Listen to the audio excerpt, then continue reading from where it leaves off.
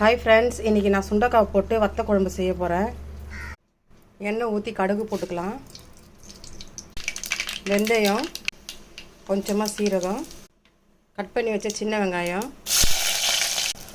5 பச்சை மிளகாய், ஒரு கைப்பிடி அளவு பூண்டு, கருவேப்பிலை, இதெல்லாம் போட்டு நல்லா வதக்கணும். வெங்காயம் வதங்கிடுச்சு. இப்போ தக்காளி போட்டுக்கலாம்.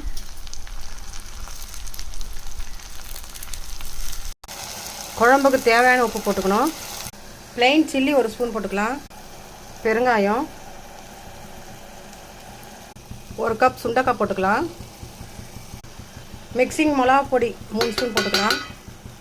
தேவையான அளவு புளி கரைசல், 1 ஸ்பூன் அளவு வெல்லம் போட்டுக்கலாம். இப்போ குழம்பு நல்லா கொதிக்கட்டும்.